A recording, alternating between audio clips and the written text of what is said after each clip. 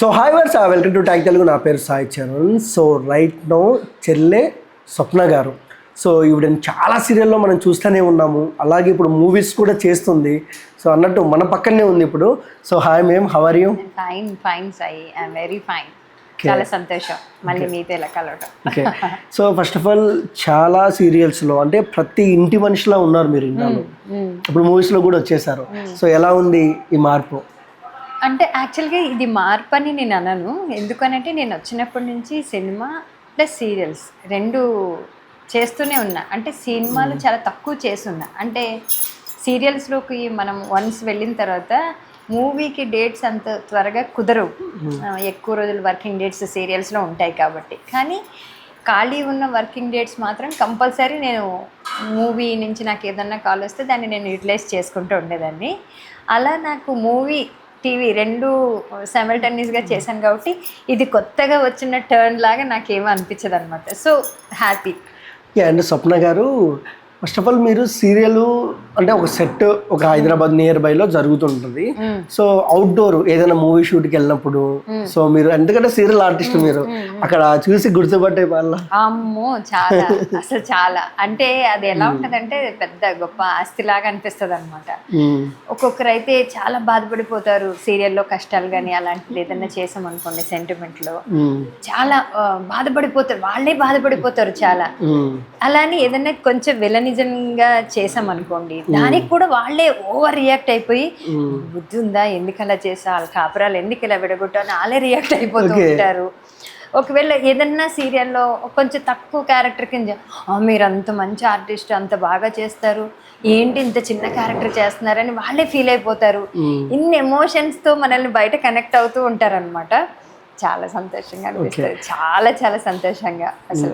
And స్వప్న గారు, ఇది serial ఏంటంటే ప్రతి ఇంట్లో వాళ్ళ ఇంట్లో గొడవలా అందరు చూస్తారు. మీరు ఎప్పుడైనా నెగిటివ్ రోల్ ఏదో ఒక సీరియల్లో చేసినప్పుడు బయటికి మీరు ఎక్కడికైనా వెళ్ళినప్పుడు ఎవరైనా మిమ్మల్ని తిట్టారా ఎవరైనా లేడీస్? తిట్టలేదు. ఎందుకనంటే నేను నెగిటివ్ రోల్స్ చాలా తక్కువ చేస్తాను. అంటే నా మొహం నెగిటివ్ రోల్కి సెట్ అయ్యే మొహం అయితే కాదు. కొంచెం ట్రెడిషనల్ వైపు సెంటిమెంట్ చేశాను అంటే అసలు చూసిన వాళ్ళు కంట నీరు రాకుండా ఉండరు, అంత నేను కదిలించగలను యాక్టింగ్ పరంగా అయినా అలా. అయితే విలన్ రోల్ని నన్ను సజెస్ట్ చేసేవారే కాదు. నేను గృహలక్ష్మి అనే ఒక సీరియల్లో విలన్ రోల్ కింద చేశాను అనమాట. విలన్కి సపోర్ట్ చేసే ఒక నారదముని లాంటి క్యారెక్టర్ అనమాట. వాళ్ళకి వీళ్ళకి చిచ్చు పెట్టేయడము అలాంటి క్యారెక్టర్ ఉంటుంది. కుటుంబాలు విడిపోతూ ఉంటాయి. నేను చాలా సంతోషపడిపోతుంది ఇలాంటి క్యారెక్టర్ నేను చేసినప్పుడు. నన్ను ఎవరు దగ్గరకు వచ్చి తిట్టలేదు. నువ్వు మంచిదాని కదా స్వప్న, ఎందుకు ఈ మధ్యన ఇలాగ అయ్యావు, నువ్వు ఇంత బాగా మేము ఎదురుపడగానే అంత నవ్వుమోహంతో పలకరిస్తున్నావు, నువ్వు సీరియల్లోకి వెళ్ళగానే ఎందుకు చెడ్డదానం అయిపోతావు, వాళ్ళ కుటుంబాలు ఎందుకు అలా విడగొట్టావు, తప్పు స్వప్న అలా చెయ్యకు, ఈసారి నువ్వు హైదరాబాద్ వెళ్ళినప్పుడు మంచిదాని కింద ఉండాలి, ఇలా చెప్తూ ఉంటారు. అంటే అంత ఇన్వాల్వ్ అయిపోయి, అంతేగాని నీకు బుద్ధి లేదు ఎందుకు ఇలాగా. కొంతమంది కో ఆర్టిస్టులు చెప్తారు మమ్మల్ని తిట్టేశారు, నువ్వు మా ఊర్లోకే రావద్దు, ఎవరు వీళ్ళకి అకామిడేషన్ ఇస్తారు కదండి షూటింగ్ దగ్గర, అది కూడా ఇవ్వనివ్వకుండా ఇలా చేసినారు. అదంతా ఎందుకు, నేను ఒక సీరియల్ చేస్తున్నప్పుడు నా బ్రదర్ క్యారెక్టరు నా మీద చాలా కోపంగా ఉండే క్యారెక్టర్ అనమాట. అంటే నా పర్సులోని డబ్బులు కొట్టేయడాలు, ఇంట్లో వాళ్ళని హింసించడాలు, నా మీద ఎలిగేషన్స్ వేయడాలు, అసలు చాలా క్రూయల్. అంటే కుటుంబాన్ని చాలా హింసించే అన్న అనమాట ఆ క్యారెక్టరు. మేము ఒక ఊర్లో షూటింగ్ చేయడానికని వెళ్ళాం. వెళ్తే ఇలాగ బయట వాకిలి ఉంటుంది కదండి, అది పల్లెటూరు అనమాట. వాకిలిలోని షూటింగ్, మాకు అక్కడ చైర్స్ వేసి పెట్టారు. అంత దూరంలో మా జిప్సీ ఉంది, అదే కార్ పెట్టారు మాది. లేడీస్ అందరూ చీపురు కట్టలు ఉంటాయి కదండి, వెనకాతలు ఇలా పెట్టుకొని నెమ్మదిగా వస్తున్నారు. మనం సినిమాల్లోని సీరియల్లో చూసినట్టే ఇలా స్లో మోషన్ లో వస్తాం కదా, మామూలుగా నడిచేయడం వేరుంటది. ఇప్పుడు మనం యాక్టింగ్ పరంగా ఏం చేస్తాం, ఎవరినైనా కొట్టాలంటే ఇలా పెట్టి ఇలా నక్కి వస్తాం కదా, అలాగ వస్తున్నారు. నేను గమనించా ఏంటి వాళ్ళు మామూలు క్యాజువల్గా నడుచుకొని రాకుండా నక్కి ఎందుకు వస్తున్నారు అని నేను అనుకుని చూస్తే నాకు కొంచెం ఒక్కొక్కరన్నా హైపర్ యాక్టివ్ ఉంటారు కదా, వాళ్ళ చేతిలో కనిపిస్తుంది నాకు చీపురు. అన్నయ్య నీ మీద కనుక వాళ్ళు అటాక్ చేస్తారేమో అనిపిస్తుంది నాకు అని ఆ సీరియల్ అన్నాను నేను.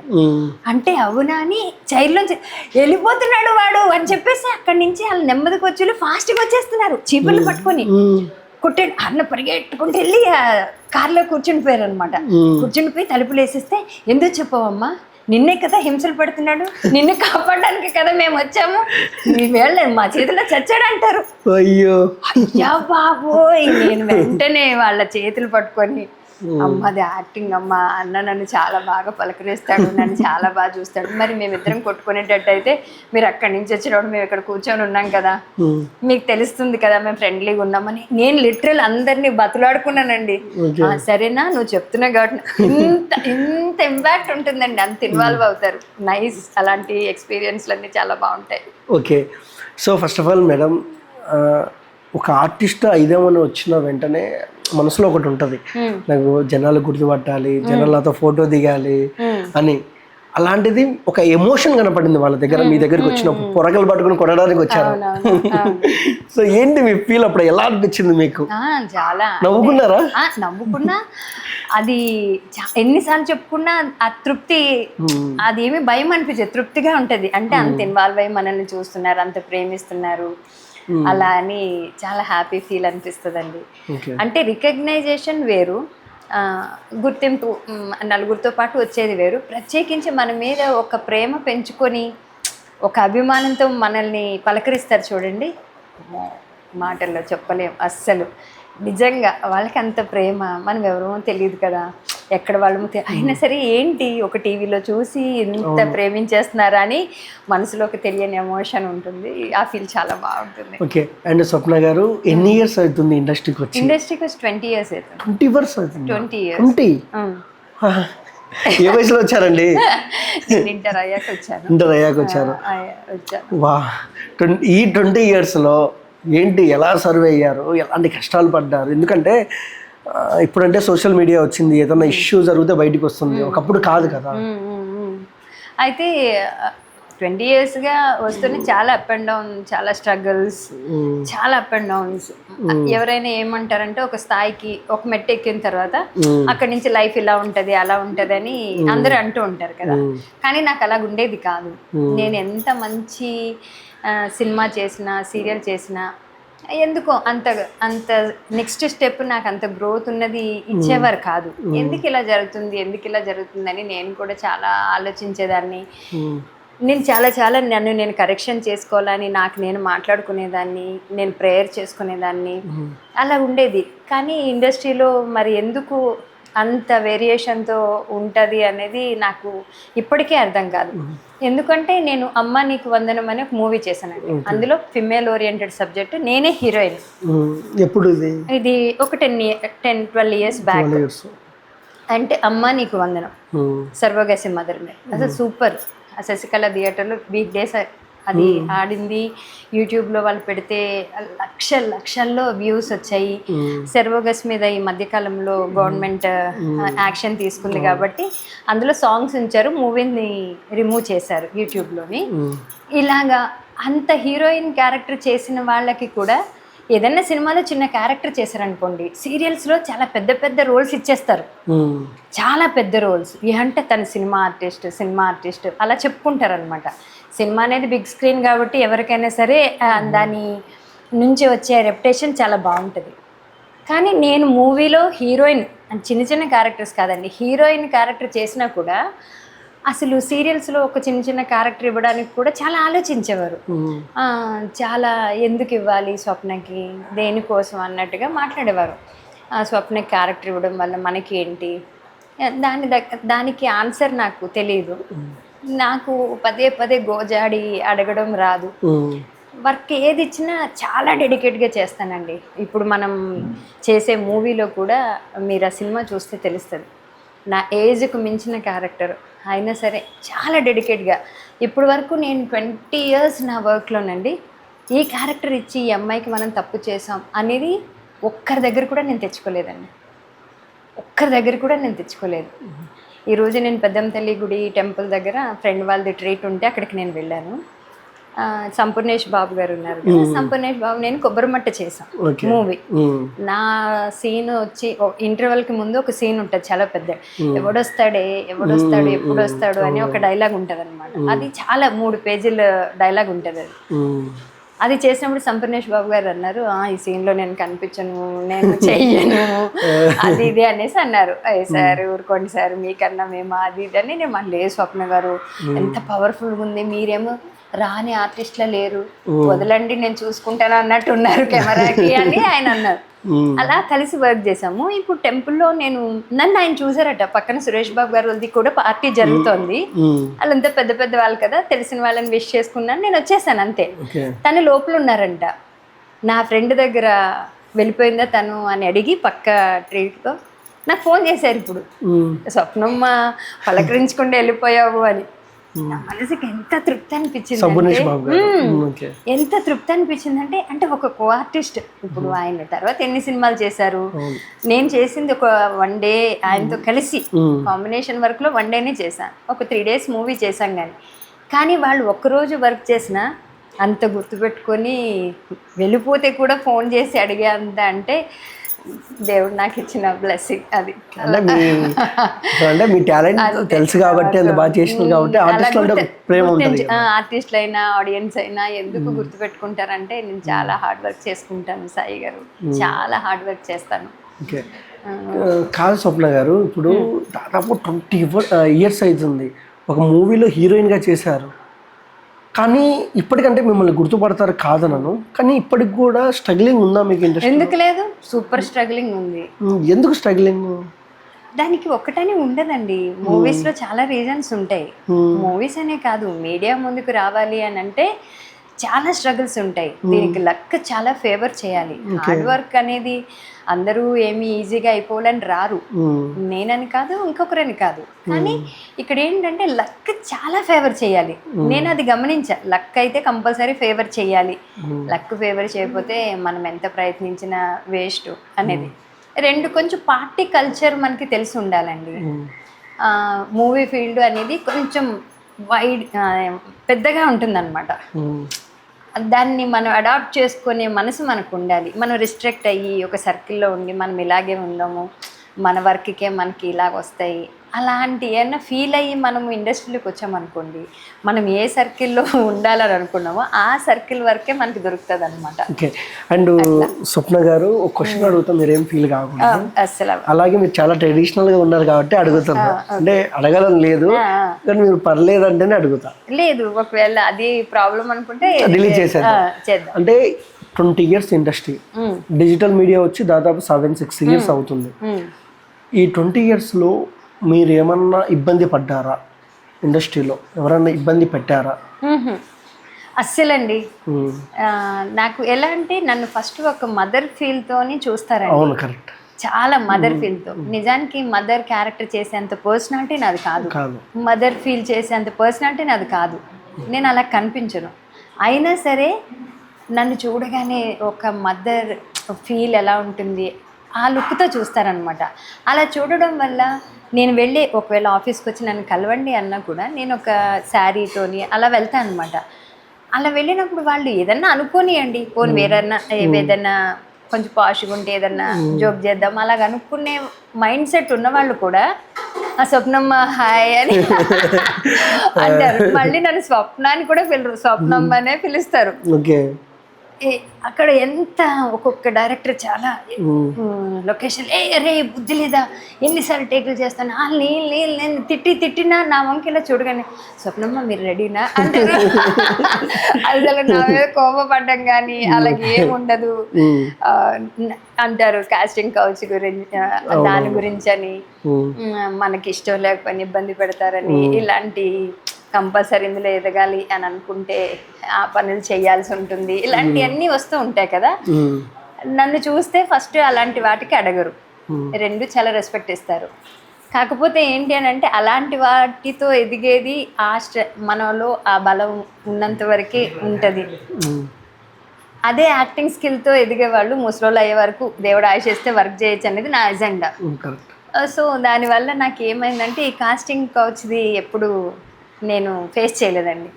నేను ఫేస్ చేసింది ఏంటంటే ఇప్పుడు కాదు, ఎప్పుడు నేను ఫీల్ అవుతూ ఉంటా, నేను కష్టపడినంత, నేను హార్డ్ వర్క్ ఒక క్యారెక్టర్ ఇస్తే దాని మీద నేను వర్క్ చేసినంత దానికన్నా తక్కువ రెమ్యునరేషన్ నాకు ఇస్తారు. ఎంత అయ్యో అయ్యో ఇదేలా ఎవరు అన్నారు. అయితే తక్కువ రెమ్యునరేషన్ వస్తుంది. నిజానికి అది నాకు ఇచ్చే రెమ్యునరేషన్ కాదు, అది వాళ్ళకు కూడా తెలుసు. కాకపోతే ఏంటంటే ఇది ఉంది కదా, ఈ పార్టీ కల్చర్ ఉంది కదా, ఇలాంటి వేటిలోని తను ఎంజాయ్ చేయడానికి ఉండదు కాబట్టి ఎందుకు అన్న ఫీల్లో ఉంటారండి అని 2-3 మేనేజర్స్ చెప్పగా నేను విన్నా. వాళ్ళతో పాటు సరదాగా ఉండుంటే ఇంకా మన అన్న ఫీలింగ్తో మీకు మంచి రెమ్యునరేషన్స్ వచ్చి ఉండేటివేమోనండి, మీరేమో మీ వర్క్ చేసుకుంటారు, గుడుగుడు మన ఇంటికి వెళ్ళిపోతారు, మళ్ళీ వస్తారు, అందరినీ నమస్తే నమస్తే అని అంటారు, ఇలాగుంటే చేసిన దానికి చాలు అనుకుంటారు అంతే అని అంటే, ఏమనుకుంటే మనం సేఫ్టీగా ఉన్నాం, కొంచెం తక్కువ డబ్బులు, మా అయితే రోజు చికెన్ మటన్ కాకపోయినా ఏదో ఒకటి ఒక ఫ్రై పప్చార్ లాంటిదన్నా తినొచ్చు కదా అని అనుకుంటాను అనమాట. అంతే. And madam come to rich kid, చాలా చిన్న మూవీ. షఫీ వాళ్ళు పాపం చాలా కష్టపడ్డాడు ఆ అబ్బాయి. చాలా కష్టపడి ఒక సినిమాని ప్రొడ్యూసర్ తెచ్చుకొని ఒక హీరోని తెచ్చుకొని మీ దగ్గరికి మదర్ క్యారెక్టర్కి వచ్చారని విన్నా. సో ఫస్ట్ ఆఫ్ ఆల్ మిమ్మల్ని మదర్ క్యారెక్టర్ అన్నప్పుడు మీ ఫీలింగ్ ఏంటి, అండ్ ఆ అబ్బాయి వర్క్ ఎలా ఉంది? యాక్చువల్గా ఇది ఫస్ట్ సునీత మనోహర్ గారు అని చెప్పేసి ఒక ఆర్టిస్ట్ ఉన్నారు, తను చేయాలి ఈ క్యారెక్టర్. అయితే తనకి వీళ్ళు ఎప్పటి నుంచో ఈ ప్రొడక్షన్లో ఉన్న ప్రొడ్యూసర్ గారు, ప్రొడ్యూసర్ కమ్ హీరో ఒక ఆయనే, ప్రొడ్యూసర్ గారు, ఈ డైరెక్టర్స్, మాకు రిచ్ కిడ్కి ఒక్క డైరెక్టర్ కాదండి, 2 డైరెక్టర్లు, షఫీ అనిల్ అని 2 ఉన్నారు. ఈ డైరెక్టర్స్ వీళ్ళందరూ కూడా సునీత మనోహర్ గారిని ఓకే చేసేసారు. ఇంకొక వారం రోజుల్లో మూవీకి వెళ్తామనగా బాలకృష్ణ గారి మూవీ వచ్చింది సునీత మనోహర్ గారికి. అది కొంచెం పెద్ద బ్యానరు, అందులో కనుక క్లిక్ అయితే ఇంకా కొంచెం బాగుంటుంది కదా అన్నట్టుగా తనకి కుదరదండి సారీ అని చెప్పి ఈ ప్రొడక్షన్కి చెప్పడం జరిగిందన్న. కానీ మీకు మంచి ఆర్టిస్ట్ నేను సజెస్ట్ చేస్తానండి అనేసి అన్నారట. అంటే సరే అని అంటే అప్పుడు తను నన్ను సజెస్ట్ చేయడం జరిగింది. సజెస్ట్ చేయడం జరిగితే నేను ఆఫీస్కి రమ్మన్నాను. నాకు ఒక సెంటిమెంట్ అండి, ఇది నేను ఇండస్ట్రీకి వచ్చినప్పటి నుంచి కూడా ఇది నాకు ఉంది, నమ్మినా నమ్మకపోయినా సరే నేను మీడియా ముందు చెప్తున్నాను, నిజంగా ఇది నాకు ఆ ఫీల్ ఉంది, మీరు బిలీవ్ చేయండి. ఏదైనా సినిమా ఓపెనింగ్కి వెళ్ళినా, నేను ఆఫీస్కి వెళ్ళినా, ఆ సినిమాలో నేను యాక్ట్ చేయనండి, ఏమో రాదు, అవకాశం రాదు. మామూలుగా నేను తెలిసి స్వప్న గారు పలానా క్యారెక్టర్ వచ్చి చెయ్యండి అని అడిగితే అందులోనే కథ చెప్పేస్తారు ఫోన్లోనే, ఇంత రెమ్యునరేషన్, మా చిన్న బడ్జెట్ ఇంత, లేదా మీ బడ్జెట్ ఇంత అనుకుంటున్నాం ఇది అని చెప్పేస్తారు. అలాగ వచ్చినవే నేను సెట్స్ వరకు వెళ్తాను. నాకు ఒకసారి ఆఫీస్కి వచ్చి కనిపించండి, ఆడిషన్ ఇవ్వండి. ఆడిషన్ అంటే అసలు ఇవ్వరు అసలు, ఏమో నాకు ఆ చిన్న కెమెరా ముందు అప్పటికప్పుడు ఫీల్ అయ్యేది ఏదో కరెక్ట్ అనిపించదు నాకు. సెట్లోకి వెళ్తేనండి యాక్టింగ్ రాని వాళ్ళు కూడా చేయగలుగుతారేమో, ఆ అట్మాస్ఫియర్ అంతా క్రియేషన్ అలాగ అనిపిస్తుందని నా ఫీలింగ్. అక్కడ చుట్టూ గుడుగుడుమని అలా తిరుగుతూ ఉంటారు జనాలు, రే టీ తీసుకురా కాఫీ తీసుకురా అని మాట్లాడుకుంటూ ఉంటారు. ఒక అబ్బాయి చిన్న కెమెరా పెట్టుకుని ఆడిషన్ రెడీ అండి అంటాడు. ఏంటి ఒక కళ అనే దాన్ని ప్రేమించి ఇలా చెయ్యాలి అనుకునేదానికి అంత సింపుల్గా ఏంటి అనిపిస్తుంది అనమాట. సరే ఎలా ఉంటే ఈ సెలెక్షన్ అలా జరిగింది నాకు. మా ఫ్రెండ్ కాదంటే ఈ డైరెక్టర్స్ నన్ను ఆఫీస్కి రమ్మన్నారు. నేను అనుకున్న ఈ సినిమా నేను చెయ్యను, ఎందుకంటే ఆఫీస్కి వెళ్తున్నాను కాబట్టి నేను చెయ్యను, నాకు ఈ అవకాశం రాదు అని అనుకున్నా. నేను ఆఫీస్ దగ్గరికి వెళ్ళాను, అడ్రస్ అడిగితే పలానా చోట అని అన్నారు. వెళ్ళాను. నేను వెళ్ళేసరికి మామూలుగా ప్రొడ్యూసర్ గారు, హీరో గారు ఆయన ఉన్నారు, ఉండి మాట్లాడి ఇలా చేయాలమ్మా అనేసి అన్నారు. సార్ ఇది నిజంగా నేను చేస్తున్నానని అడిగాను నేను. అంటే నన్ను చూసిన తర్వాత అయినా మదర్కి సెట్ కాదు ఇలా ఫీల్ అయిపోతారు. చేస్తానా అంటే కొంచెం సన్నగానే ఉండాలనుకున్నామండి, మాకు ఎలాగో పుష్పలో వాళ్ళ మదర్ ఉంది కదా అలా కావాలని అనుకున్నాం, సన్నగా ఉండేటట్టు. ఏం మరి అలాగనేసి అన్నారు. అంటే ఇంక సరే అని ఓకే చేశారనమాట. ఓకే చేశాక అలా సాగింది. ఎన్ని రోజులు షూట్ జరిగిందండి ఇది మీకు, మీ షెడ్యూల్? నాది 7 days వర్క్ చేసామండి. అంటే నా వర్క్, మీ వరకు 7 days. మా వర్క్ అంటే ఫ్యామిలీ డ్రామా, హీరో కథ ఎక్కువ ఉంది, హీరో హీరోయిన్స్ కి వాళ్ళకి ఎక్కువ ఉంది. మాది వచ్చేసి ఒక 7 days వర్క్. మొత్తం అంతా అవుట్డోర్, ప్రొడ్యూసర్ వాళ్ళ ఇంటి దగ్గర పులివెందల్లో చేసాం. నా ఫేవరెట్ ప్లేస్ అది. అవునా? పులివెందల ఎందుకండి? నాకు వైఎస్ జగన్ గారు అంటే చాలా. జగన్ ఫ్యాన్ మీరు? ఓకే, ప్రాంతీయ భావం వైఎస్ఆర్సీపీ బుద్ధి బిడ్డలా మీరు? అసలు ఎందుకు జగన్ అంటే ఇష్టం? వాళ్ళ నాన్నగారు అంటే ఇష్టం, రాజశేఖర రెడ్డి గారు చాలా ఇష్టం. దట్టు వాళ్ళ త్రూ మాకు చిన్న హెల్ప్ కూడా జరిగిందనమాట. మా చెల్లికి ఒక పెద్ద యాక్సిడెంట్ జరిగిందండి. అది జరిగినప్పుడు ఏ ఇయర్ అండి? ఏదండి, రాజశేఖర్ గారు ఉన్న టైంలో చెల్లికి చిన్న యాక్సిడెంట్ జరిగినప్పుడు అప్పుడు ఆయన పెట్టిన ఏ పథకాలు పెట్టారు కదండి, ఆ పథకాల త్రూ చెల్లికి కొంచెం హాస్పిటల్ పరంగా కొంచెం హెల్ప్ అయ్యింది. అది ఆయన పెట్టకపోతే ఆ పథకం మనం చేయించుకుంటాం, కానీ అంత డబ్బు ఒక్కసారిగా మనకి సెట్ అవ్వకపోయేదన్నమాట. ఏదో మనకి హెల్ప్ చేశారు, ఇష్టం అని కాదండి. నేను చదువుకునే టైంలో అప్పుడప్పుడు పేపర్లోని జగన్ గారి ఫోటో పడుతూ ఉండేది, ఏదో బిజినెస్ పరంగా పడుతూ ఉండేది అనమాట. నాకు తెలియకుండానే ఈయన బాగున్నారు, ఈయన అలాగే అనిపించేది అనమాట. అయితే నాకు పేపర్ కట్టింగ్స్ అలవాటు ఉండేవి అనమాట. హీరో వినీత్ ఉన్నాడు కదండి, హీరో వినీత్వి, జగన్ గారివి, ఇలా నాకు కొంతమంది ఇష్టమైన వాళ్ళు ఎవరన్నా పేపర్లో పడితే అవి కటింగ్లు చేసి దాచుకునేదాన్ని. అలా జగన్ గారి అప్పటి నుంచి దాచుకునేదాన్ని అనమాట. ఇంకా అలా అక్కడ పులివెందులలో షూటింగ్ అనగానే అసలు నాకు ఎంత నేను ఎవ్రీడే షూటింగ్ లొకేషన్ని ఒక్క రెప్ప కూడా వేసేదాన్ని కాదండి, ఇలా చూస్తా ఉండేదాన్ని. ఎందుకంటే ఇదంతా వీళ్ళ ఊరు, నేను ఏది మిస్ అవ్వకూడదు అలాగ అనుకునేదాన్ని మనసులో. మధ్య రోడ్డు మధ్యలోని రాజశేఖర్ గారు పొలం పనులు చేసేవాళ్ళు, వాళ్ళ స్టాచ్యూస్తో రాజశేఖర్ గారి ఫొటోస్ అయ్యి ఉంటాయి. అవి చూస్తుంటే ఏదో నిజంగానే ఆయన ఇప్పుడు చూస్తున్న ఆ ఫీలింగ్. అందుకని పులివెందులు షూటింగ్ అనగానే ఎగిరి గంతులు వేసుకుంటా, మదర్ కాదు బామ్మైనా చేసేస్తాను వెళ్ళిపోయాను అనమాట. ఓకే, సూపర్ అండి. జగన్ కు మీకు మంచి బాండింగ్ ఉంది బాగా. సో అంటే ఇంకొక విషయానికి వస్తే మేడం, ప్రతి ఫ్రైడే ఏదో ఒక సినిమా రిలీజ్ అవుతుంది, జనాలు వెళ్తున్నారు, జనాలకు కొంతమంది కొన్ని బాగుంటున్నాయి, కొన్ని ఇరిటేషన్ తెప్పిస్తున్నాయి. ఎందుకు వెళ్ళాలరా అని దాదాపు తెలుగులో ఓటీటీలో చూసే వాళ్ళకన్నా థియేటర్లో చూసే వాళ్ళు చాలా తక్కువ అయిపోయారు. సో దీని గురించి ఏం చెప్తారు? ఎందుకంటే మీరు దాదాపు 2006 నుంచి ఉన్నారు ఇండస్ట్రీలో, అప్పటికి ఇప్పుడు తేడా ఏంటి? అంటే అప్పుడు వేరు ఇప్పుడు వేరు కదా? లేదు, తేడా ఎక్కువగా ఉందండి. ఎలాగంటే ఆ తేడా అప్పుడు మనకి కాస్ట్ ఆఫ్ లివింగ్ ఎలా తక్కువ ఉండేదో, సినిమా బడ్జెట్ కూడా అలాగే ఉండేది. థియేటర్కి వెళ్ళి చూసేందుకు కావాల్సిన బడ్జెట్లో సినిమాలు తీసేవాళ్ళు. కాబట్టి థియేటర్కి వెళ్ళడం అనేది అదొక ఫీల్ లాగా పెట్టుకునేవాళ్ళు. అంత ఒక ఫ్యామిలీ ఎంటర్టైన్మెంట్ కింద అందరూ కలిసి వెళ్ళాలంటే సినిమాకి వెళ్దాం, ఇంటర్వెల్కి ఒక చక్కగా ఏదైనా తినుకొని ఆ సినిమా అయిపోయిన తర్వాత దాని గురించి మాట్లాడుకొని అలా రావడం, ఇదంతా ఉండేది. ఇప్పుడు ఎలా అయిందంటే ప్రెస్టేజెస్కి పోయి ఎవరికి వాళ్ళు ఏం చేస్తున్నారు, బడ్జెట్లు పెంచేసుకుంటున్నారు. సినిమాలు బడ్జెట్లు పెంచుకోవడం వల్ల ఏమవుతుందంటే దాని కాస్ట్ మళ్ళీ రావాలి కదా, రొటేట్ వాళ్ళకి అవ్వాలి కదా వేరే సినిమా తీయడానికి. దానివల్ల అన్నిటికీ రేట్లు పెంచుకోవడము, అది తీసుకోలేక ఆ టికెట్ రేట్స్ అయినా ఏదైనా అండి, ఒక 1000 రూపాయలు ఉంది అని అంటే ఇంతకు ముందు అంత ఖర్చు అయ్యేదా కాదు కదా. ఇప్పుడు 1000 రూపాయలకి 4 మనుషులు కూడా వెళ్ళేందుకు అవ్వట్లేదు. సో అంత ఖర్చు చేసుకుని వెళ్ళడం అంటే కాస్ట్ ఆఫ్ లివింగ్ పెరిగిపోయింది కదండి, అందరికీ జాబ్స్ లేవు. ఇంకా పీవీఆర్ లో చూసుకుంటే మనం వెళ్ళలేము. ఇంకా అందుకోసమని కొంచెం తక్కువ అవుతుంది. ఇంకా ఈ ఫెయిల్యూర్ సక్సెస్ అనేది ఏంటంటే ఎప్పుడైనా సరే స్క్రిప్ట్ రాజండి, రాజు నడిపించాలి అన్నట్టు. ఒక మంచి స్క్రిప్ట్తో గనక వెళ్ళగలిగితే చిన్న సినిమా అయినా పెద్ద హిట్ కొడుతుంది అనేది నా అభిప్రాయం. పెద్ద సినిమాలు ఆడుతాయి అని కాదు, మంచి కథ ఉంటే చిన్న సినిమా అయినా సరే సూపర్ హిట్ అవుతుంది అనేది ఇప్పుడు కాదు, అసలు మూవీ ఇండస్ట్రీకి నేను వచ్చినప్పటి నుంచి రైటర్ కింగ్ అంటాను, నేను హీరో అంటాను.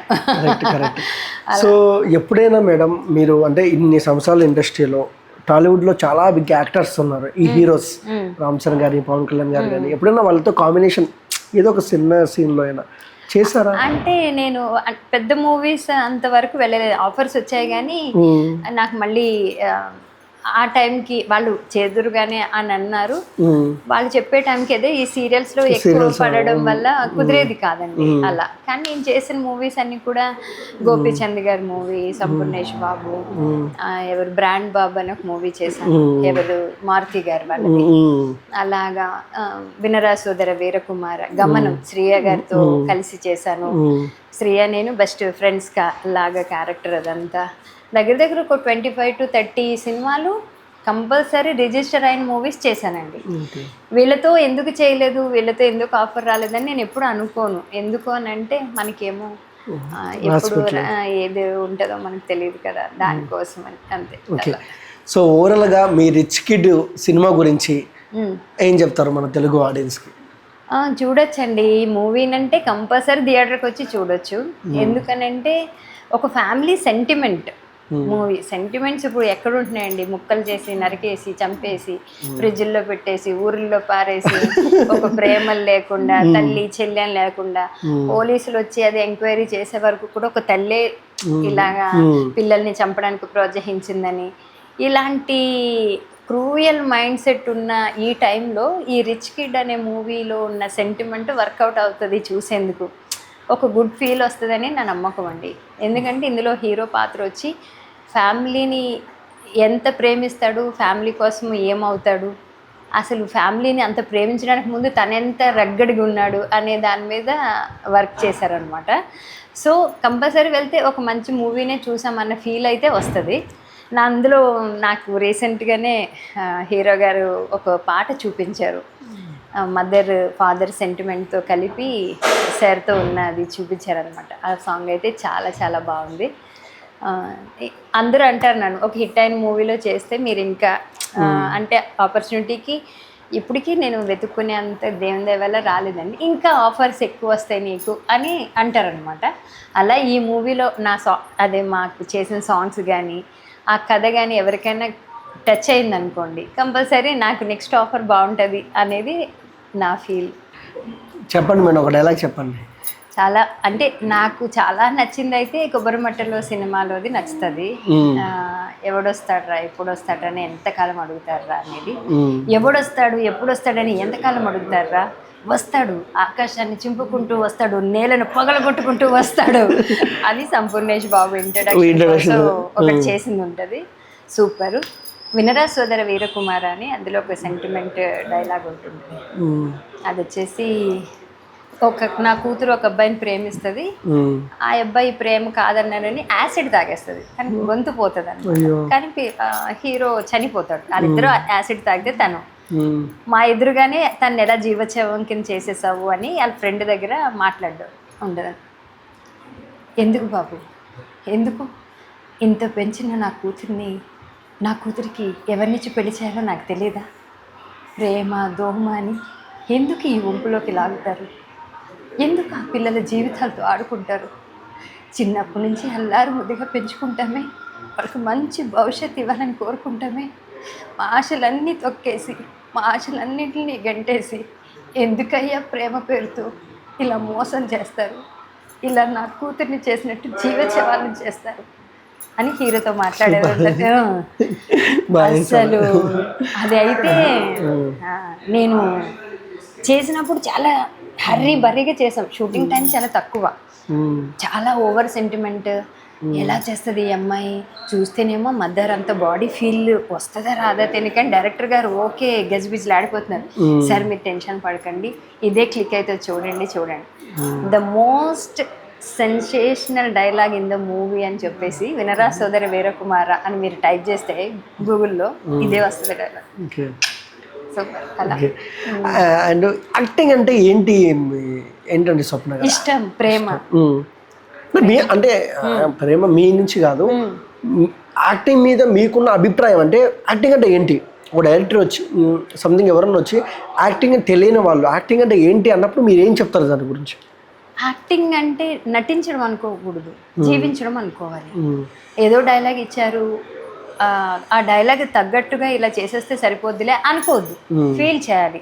దానికి ముందు అసలు ఎందుకు ఇది వచ్చింది, దీని తర్వాత ఏం జరుగుతుంది, ముందు వెనక కనుక్కొని దాన్ని కరెక్ట్ ఫీల్ చేసి మనం న్యాచురల్గా ఫీల్ చేయగలిగితే ఏ ఆర్టిస్ట్ అని క్లిక్ అవుతారండి.